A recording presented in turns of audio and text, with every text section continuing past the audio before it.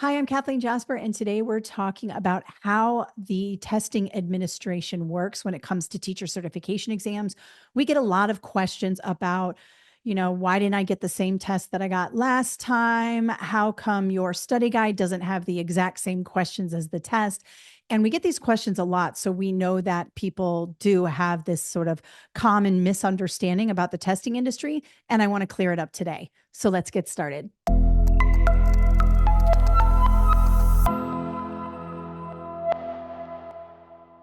All right. So sometimes I get questions like, why didn't your study guide have the same questions as the test? Or does anybody have the questions they got last time on the test? They want to share questions and things like that. And I think it's really important that we understand what testing administration entails. Like when you go in to take an exam, what is going on that computer? What's going on behind the scenes? When a testing company builds an exam, when ETS builds the Praxis test, when Pearson builds their exams, they build items, which are the questions and the answer choices, right? The thing that you see. And they put all of those in what we call item banks or test banks. So they get people to come in over the summer or whatever, and maybe they're starting a new reading exam or something. They bring reading teachers in, English teachers in, sometimes professional item writers, people who write tests for a living.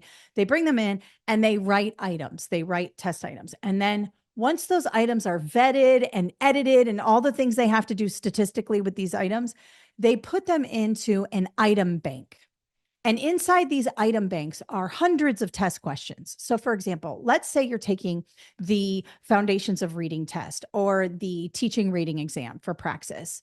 There are most likely 5 or 6 item banks, one for phonological and phonemic awareness, one for phonics, one for fluency, one for vocabulary, one for comprehension, and one for writing, because those are basically the main standards or the main section of the exam. Now, I don't know this for sure. I'm not behind the scenes, but I've learned a lot about the testing industry, and I assume that that's how they organize their banks. They might organize it in a different way, but I would assume that they organize it by those topics, right?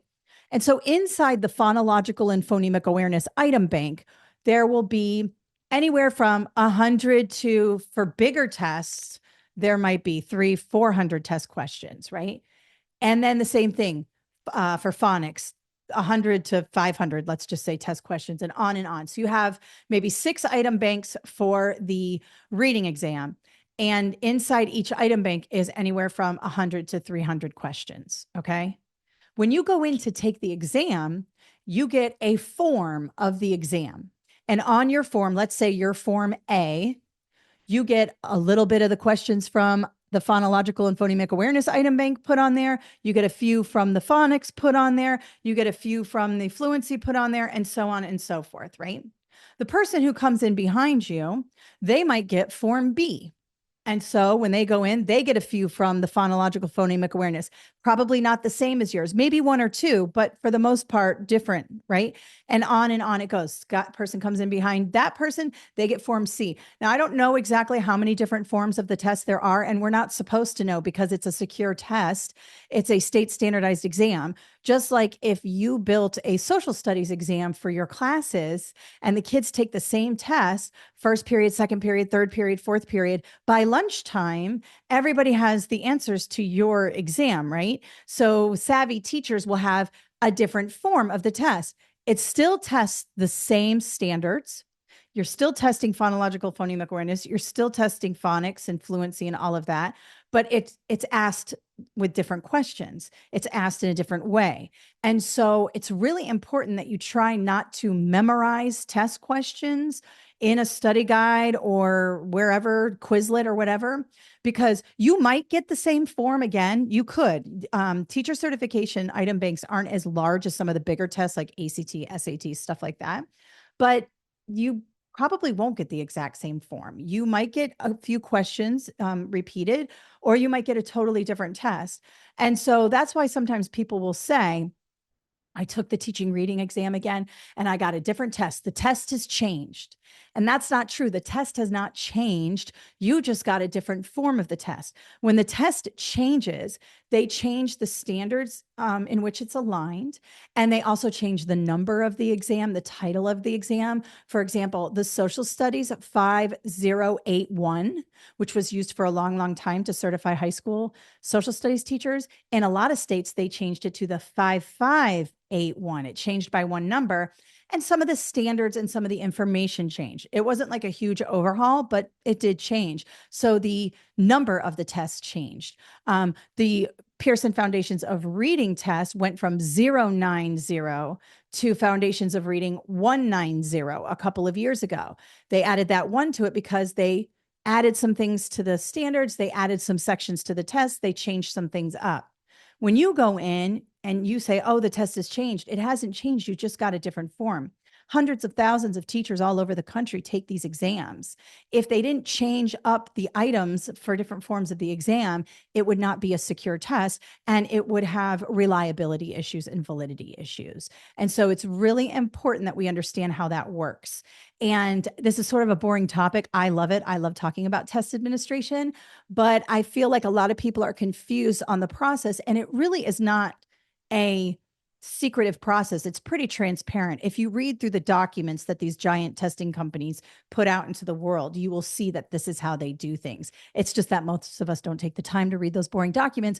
We have enough to do, study for the exam and pass it and teach and be mothers and fathers and all of that. But I'm here to tell you that that is how it works. So that's why you consistently hear from me, please stop trying to memorize test questions in a study guide. What you want to do is read all the information in the study guide and really understand it. That's why in my study guides, I have so much information in the front. And then I have all those quick tips in there about how to approach test questions. And then I have, practice test questions, but with very detailed answer explanations, because it's important to know why you got something right and why you got something wrong. Because then no matter how you're asked the question, you will be able to navigate it on test day because you've come prepared.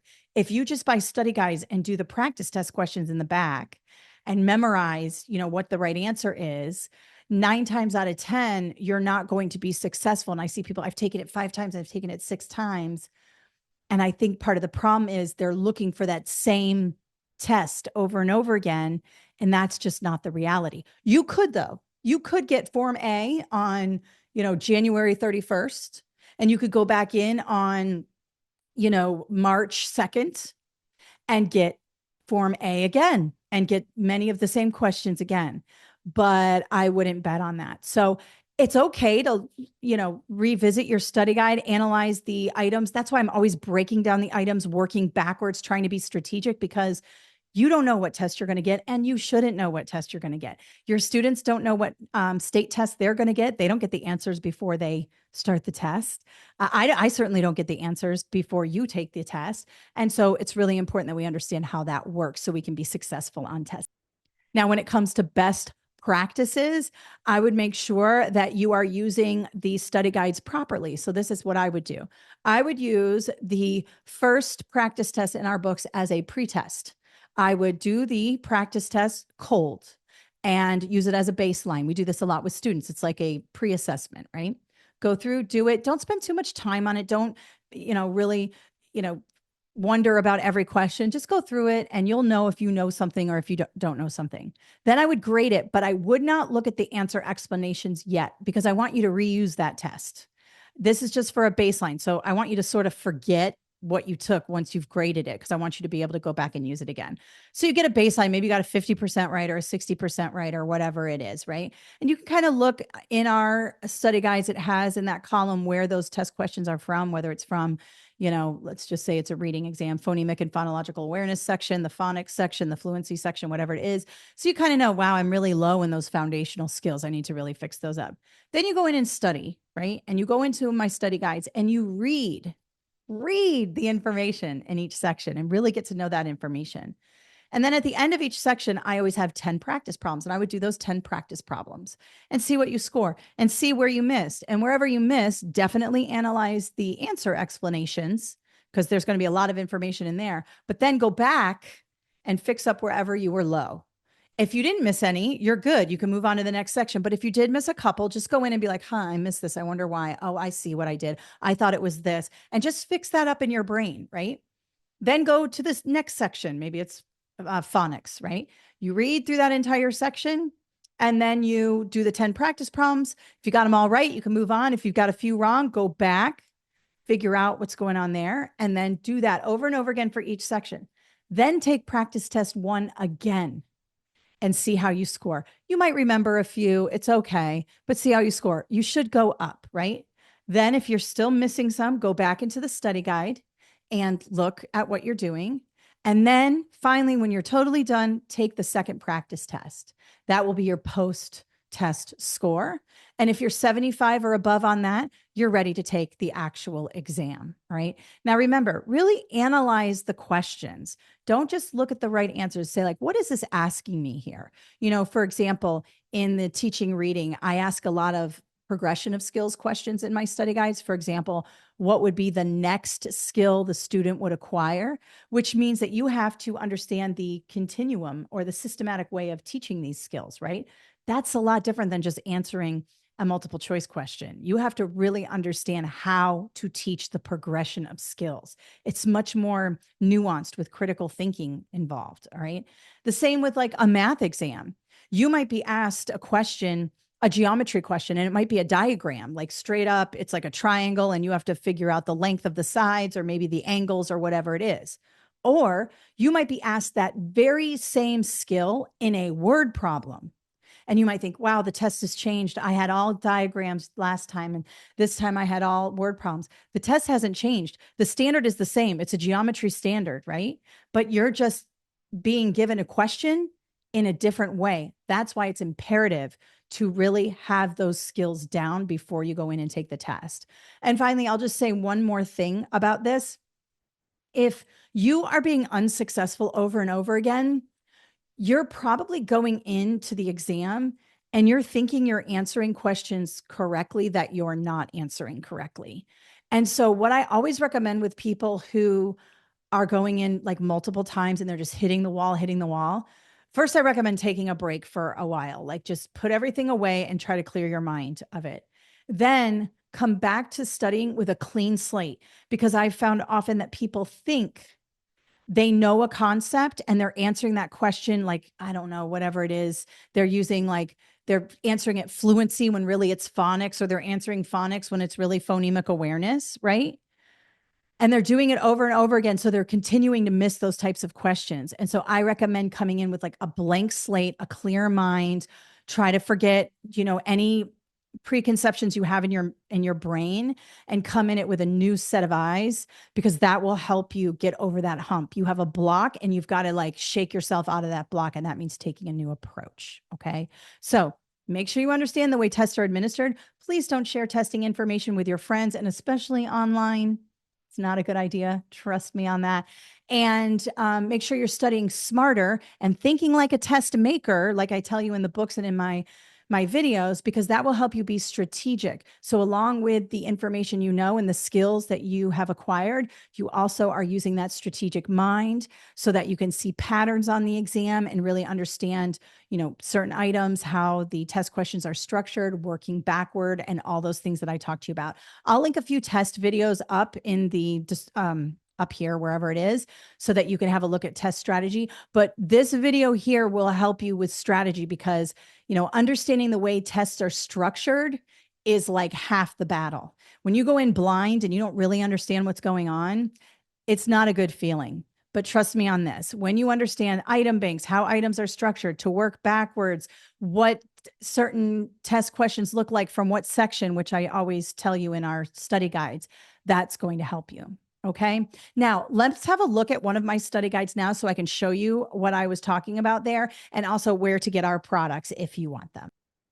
The physical study guide of this this is my newest book, Praxis Social Studies 5581. Remember, I told you that it used to be called the 5081, but it changed, and some states have adopted the 5581, right? So that means the tests changed and I needed to write a new book for it. Okay. And I'm going to show you the digital copy on the screen now, so I can show you sort of how to use the study guide, how I just taught you, but all of my books are structured in this way. This is the social studies, but every book that I write is structured in this way because I have found that my teachers and students learn best from this structure. So let's have a look at that now. All right, so this is the digital copy of the book that I just showed you, which is the physical, which you can get on Amazon. But here, I'm going to show you the digital. Now, when you order from our website, you get the digital copy like this. So if you like a digital book, it's great from our website. If you prefer physical, there's a button. I'm going to show you in a minute that you can go to Amazon and get this book. So this is the 5581. So this is the social studies book. And you can see here the table of contents, right? And I like it. I like to open up my pages here so I can navigate the book. And on our digital books, everything is hot. You see how it's like, oh, the little pointer finger comes up. You can skip and just go straight to those sections, all right? So remember I told you, this is what we want to do, right? We want to go to the practice test first. Now, this one only has one practice test because it's huge. So let's go to this practice test here, 273. And you can see that here are all the questions, right? So if I'm brand new, I just got my study guide, I'm going to take this cold. All right. Totally cold. I'm not going to think too much about it. Okay. I'm going to do all 150 of them. And then what I'm going to do is grade it, but I'm not going to look at this side here, the explanation. I'm going to basically cover that up. I'm just going to look at the answers. I just want to grade it. I don't want to know why something is right or why something is wrong. Because I want to reuse this practice test. Okay. So I go through and I grade it. And let's just say I got a 65 on it. Not great, right? And I realized that most of my categories where I'm low is like in 1A and maybe, let's just scroll here, 2B. Let's just say those are where I'm really low. I'm going to take note of that because I want to make sure that I really hone in on those things, okay? Then, and I'm sorry to make you dizzy here, but I'm going to go back to here. Now what I'm going to do is I've taken my pretest, I've gotten a score, I know I'm a 65, and I know some areas where I'm low, all right? Now I'm going to go into my study guide and I'm going to read all of this information. This information is all very important. All of this stuff is aligned to the test specifications that the testing company made. Like I write the books based on what the testing company has on their exams, right? So this little topic here is on the specs. So I make sure, look at how much information I have. North America before European exploration, all this information here, all about indigenous peoples, right? I even have scenarios here so you can kind of see it in real world and go on and on and on and on. And it's a lot. And we go through the whole thing. And let me just stop from being dizzy. And then at the end, we get to, this is a very big section. This is the biggest section in the book. We get to the 10 practice test questions. All right. Now, these 10 questions are just for that section of the book. That's why it's so important, because now you can say, okay, this is what these types of questions are going to look like. And you can see some will be choose all that apply. And remember, if you have a choose all, that means you have to get them all correct. You don't get partial credit on these. You have to get the whole item correct. A lot of people ask me that question. So I go through and I do these 10. And then I grade it and I read the answer explanations. Now, notice how detailed these answer explanations are. That's because I want you to have more than just a surface understanding of this question here. Number one, there's a lot going on in this question. There are a lot of skills assessed, a lot of concepts assessed here. So in order for me to convey that to you, just giving you the answer is not enough. I want to make sure you understand why certain ones are right and why certain ones are wrong, so that when you're on test day, you can really navigate no matter what question you're asked, you're able to do that. And you go through and evaluate it. And let's say I missed 2 questions out of 10. I got an 80. That's pretty good. Don't just move on. Go to where those concepts are. So let's say I missed number 8, and number 8 is reconstruction. So I go back to the reconstruction part in the book. And what you can do is you can control F in our books, and you can just type in reconstruction, make sure you spell it right. And it'll take you to all the places in the book. There it is. After reconstruction, I've got reconstruction here, economic consequences, economic impact. It's going to take you to all the places where reconstruction is in the book, which will help you. So that control F on your digital copy. That's why I really like a digital copy, because you can do a lot more than with the physical copy. Although some people really like the physical copy. I totally get it. But I like to search a document for certain words. It helps me study. I'm all over the place like that. But that really helps. So you can see that this is where all the reconstruction is. And I was low in that area. So I'm going to go ahead and make sure I really understand these paragraphs, right? And then once I do that, I go to the next section now. And the next section is 1B. U.S. history from 1877 to present. Read the whole thing, go through everything. This is also a very long one. The first section of this particular test is huge. It's all about like U.S. history. So it is the biggest section of the test. And then I do the 10 questions there, right? Evaluate my answers, really look at it. Where was I low? Go back, blah, blah, blah. Do that for everything. And then once I'm done, I go back to my practice test and I take it again. And now when I take it, I'm probably going to understand a lot more. And once I grade it, I'm going to look at the answer explanations. I'm really going to look at this. I mean, look at the size of these answer explanations, you guys. I do this because I really want to prepare you for this exam, right? And then really understand this and maybe even go back into the book and say, I'm still a little confused about the American Indian movement. Let me have a look at that, right? And so you go in and you take a look and you study strategically using all the strategies we talk about, reading those quick tips, reading the information. That's how you get better at this exam. And even like you might find some holes, like maybe you want to learn more about, the Immigration Reform Control Act. Maybe you really want to learn more about that. Throw it into Google, throw it into ChatGPT, let it come up and help you study for it. Use my book with other sources too, if you really want to get an understanding of this. But please do not just look at test questions. Like if I just look at this and I try to memorize these, you're not going to see them exactly like this on the exam. You're going to see, location, relative location, most likely. You're going to see we're in the geography section here. Let's go to econ here.